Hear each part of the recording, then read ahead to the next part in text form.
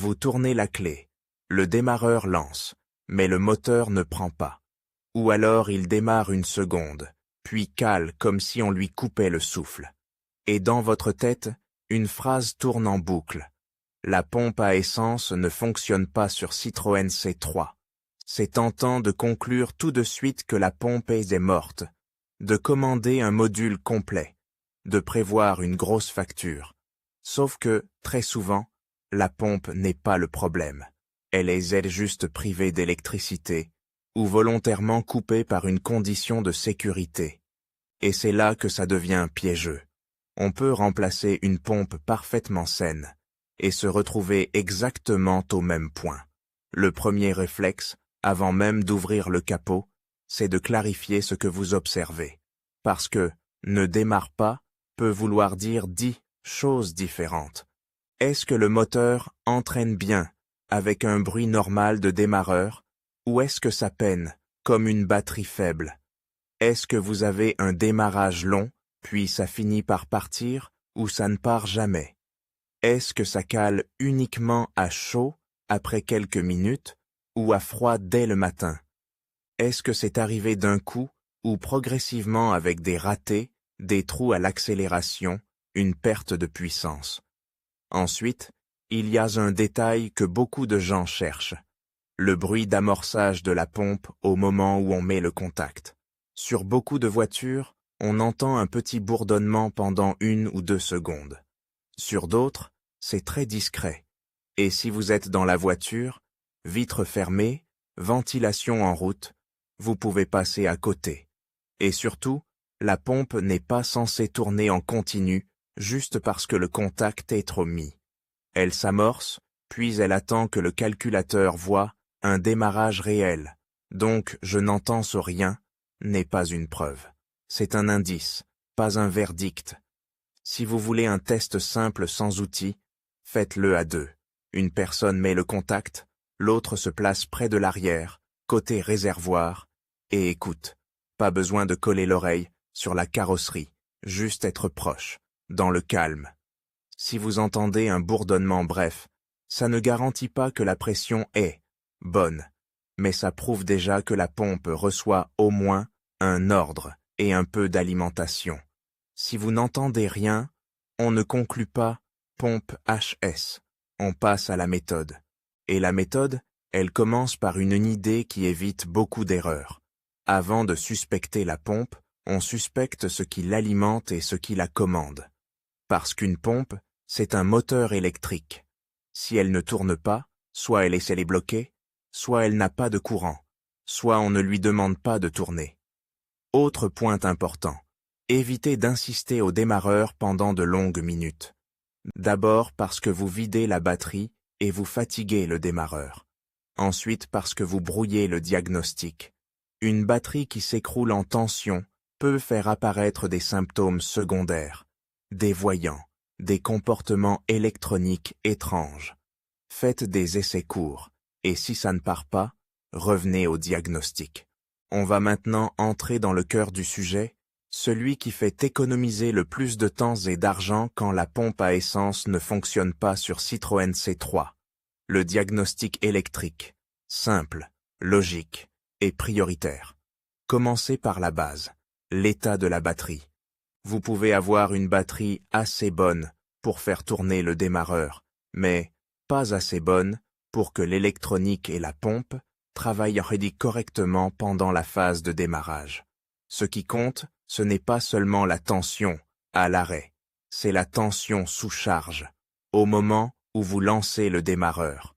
Si vous avez un multimètre, mesurez pendant que quelqu'un démarre. Si vous n'en avez pas, observez. Les phares s'éteignent-ils brutalement? Le tableau de bord se réinitialise-t-il? Entendez-vous des cliquetis rapides? Si oui, commencez par sécuriser l'alimentation générale. Charge, câble, cosse propre et serré. Ensuite viennent comme les fusibles. C'est basique, mais c'est justement pour ça qu'on l'oublie. Un fusible peut griller, mais il peut aussi avoir un faux contact ou être fissuré. Et surtout, il y a souvent plusieurs fusibles impliqués.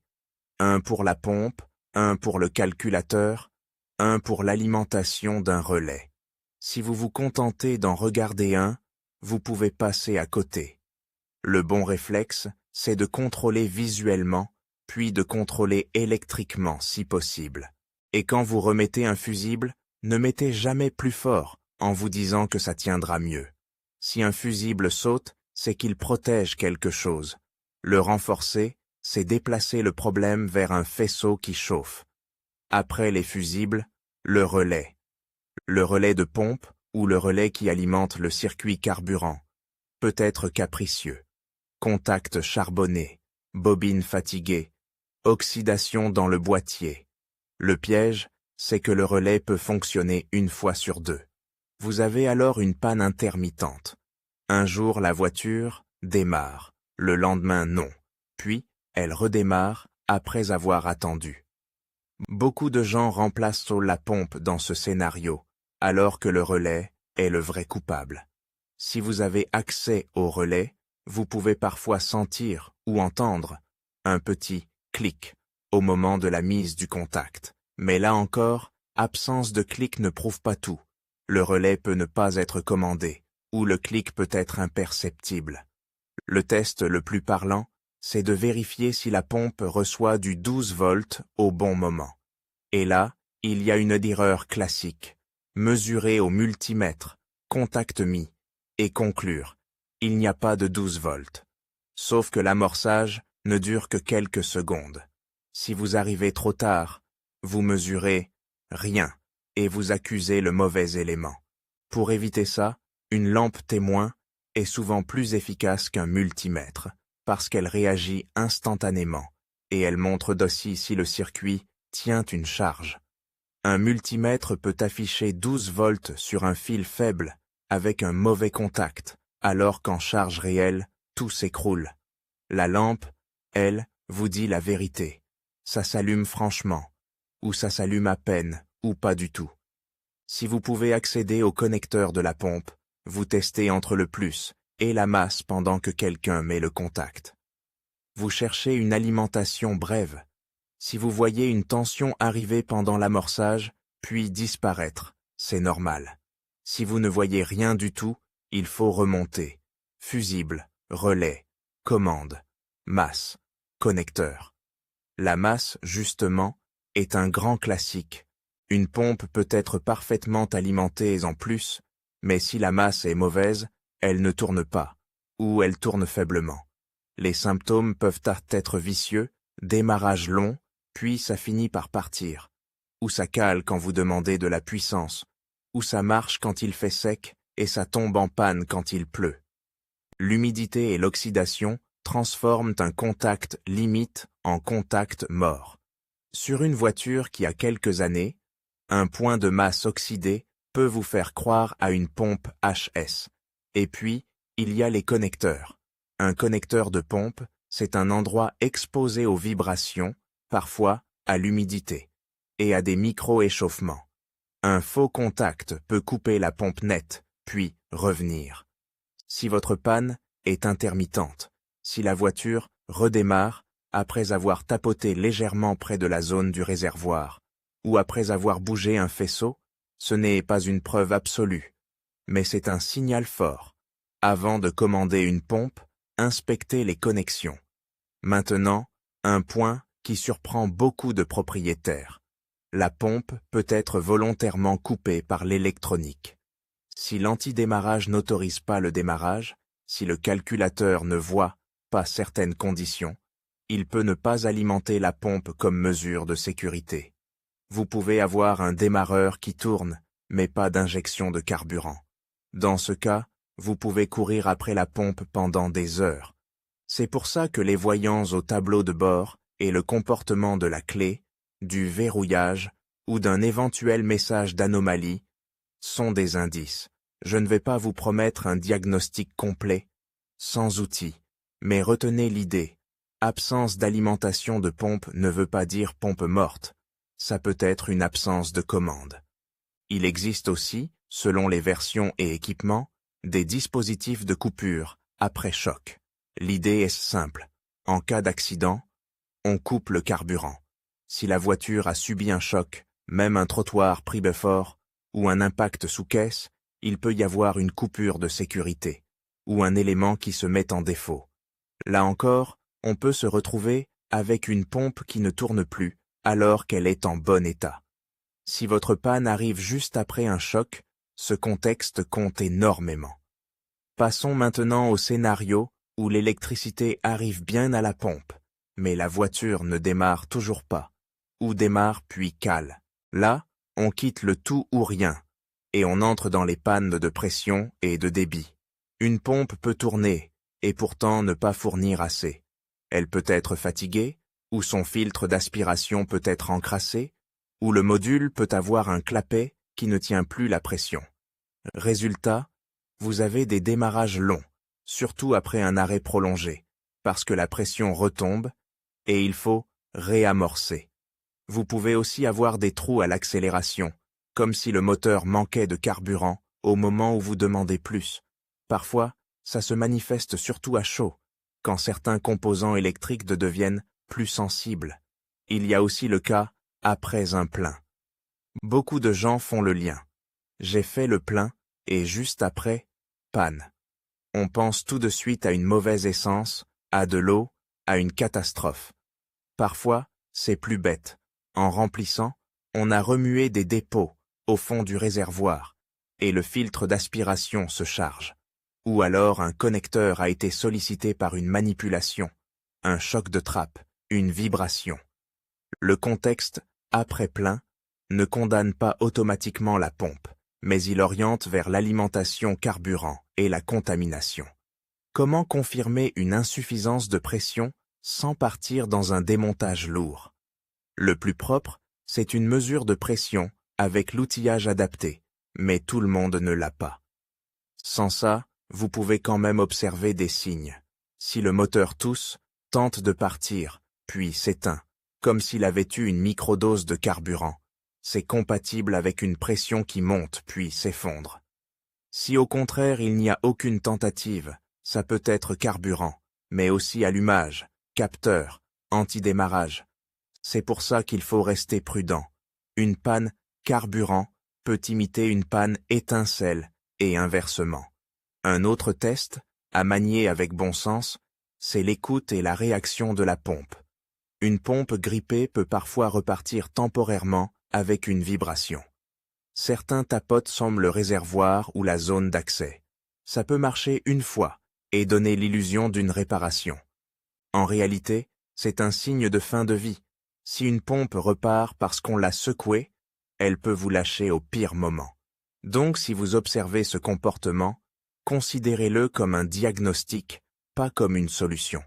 Et puis, il y a le filtre carburant, selon la configuration. Sur certaines voitures, il est intégré au module, sur d'autres, il est séparé. Un filtre colmaté peut donner exactement les mêmes symptômes qu'une pompe faible. Là encore, remplacer la pompe sans vérifier le reste, c'est comme changer un cœur alors que c'est une artère bouchée. On arrive au moment où il faut décider, est-ce que vous êtes face à une pompe réellement HS, ou face à une pompe qui n'est pas alimentée, ou face à une pression insuffisante pour une autre raison? C'est ici que beaucoup se trompent, parce qu'ils veulent une réponse unique. Or, il faut raisonner par scénario. Si vous n'entendez pas la pompe et que vous ne trouvez aucune alimentation au connecteur pendant l'amorçage, le suspect numéro 1 n'est pas la pompe. Ce sont les fusibles, le relais, la commande, la masse, les connecteurs, et éventuellement une condition de sécurité ou d'anti-démarrage. Dans ce cas, remplacer la pompe a de grandes chances d'être inutile. Si vous n'entendez pas la pompe, mais que vous avez bien une alimentation qui arrive pendant l'amorçage, alors oui, la pompe elle-même ou son module devient un suspect sérieux. Ça peut être un moteur de pompe bloqué, ou un problème interne au module. Là, on se rapproche d'un remplacement, mais même là, vérifiez la masse et la qualité de la tension. Une tension qui arrive faible peut faire croire à une pompe morte. Si vous entendez la pompe, mais que le moteur ne démarre pas, on ne peut plus dire pompe ne fonctionne pas. Elle fonctionne au moins en partie. On bascule vers pression insuffisante, injecteur non commandé, problème de capteur, anti-démarrage ou autre. Et c'est souvent le moment où un diagnostic à la valise devient rentable, parce qu'il peut vous dire si le calculateur autorise l'injection, s'il voit le régime moteur au démarrage, s'il détecte une incohérence. Sans entrer dans des codes précis, l'idée est simple. Si l'électronique coupe le carburant, vous pouvez changer des pièces mécaniques sans fin. Si la voiture démarre puis cale, surtout au bout de 2 secondes, c'est un scénario très parlant. 2 secondes, c'est typiquement le temps où un moteur peut tourner sur un amorçage initial, puis s'arrêter si la pression ne suit pas, ou si l'autorisation électronique disparaît. Là, il faut être encore plus méthodique. Est-ce que la pompe continue à être alimentée pendant que le moteur tourne? Est-ce que l'alimentation disparaît au moment du calage? Si oui, on pense commande et sécurité. Sinon, on pense pression et débit. Et si la panne est intermittente, ne vous laissez pas hypnotiser par le hasard. Une panne intermittente, c'est souvent un relais, un connecteur, une masse, un faisceau, ou une pompe en fin de vie qui se bloque à chaud. Le détail à chaud est important. Certains composants électriques se comportent différemment quand ils chauffent. Une pompe fatiguée peut fonctionner à froid et se bloquer après un trajet. Un relais peut coller à froid et décrocher à chaud. Un faux contact peut s'ouvrir avec la dilatation. C'est pour ça qu'il faut noter les conditions. Température, humidité, durée de trajet, niveau de carburant. Justement, le niveau de carburant. Rouler souvent sur la réserve n'est pas seulement un stress psychologique. La pompe est refroidie et lubrifiée par le carburant autour d'elle. Si vous roulez fréquemment très bas, vous augmentez les contraintes. Je ne vous dis pas que c'est la cause de toutes les pannes, mais c'est un facteur qui peut accélérer l'usure, et surtout rendre une pompe déjà fatiguée encore plus instable. Maintenant, parlons du piège le plus coûteux. Commander une pompe parce que c'est sûrement ça. Sur une Citroën C3, selon les versions, la pompe peut être intégrée à un module, et le remplacement peut impliquer du temps, des joints, des précautions. Si vous remplacez sans avoir prouvé l'absence d'alimentation ou la présence d'alimentation, vous jouez à pile ou face avec votre budget. Et si le vrai problème est un relais ou une masse, vous aurez dépensé beaucoup pour rien, et vous aurez ajouté un nouveau risque. Un montage qui fuit, un connecteur mal clipsé, un joint pincé.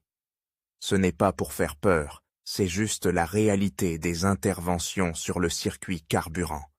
Alors, quand est-ce qu'il faut s'arrêter et passer la main? Quand vous avez vérifié les bases, que vous n'avez pas d'alimentation à la pompe et que vous ne pouvez pas aller plus loin sans schéma électrique et sans outils de diagnostic. Ou quand vous avez une alimentation correcte, mais que vous suspectez une pression insuffisante sans pouvoir la mesurer. Ou encore quand vous avez des signes d'antidémarrage ou de commande électronique qui coupent. Dans ces cas-là, un garage équipé peut gagner du temps en lisant les paramètres, en contrôlant la commande du relais, en testant la pression et en évitant le remplacement au hasard. Je reviens une dernière fois sur la phrase qui vous a amené ici parce qu'elle résume le piège. La pompe à essence ne fonctionne pas sur Citroën C3. Souvent, ce n'est pas la pompe qui ne fonctionne pas. C'est le système qui ne lui permet pas de fonctionner.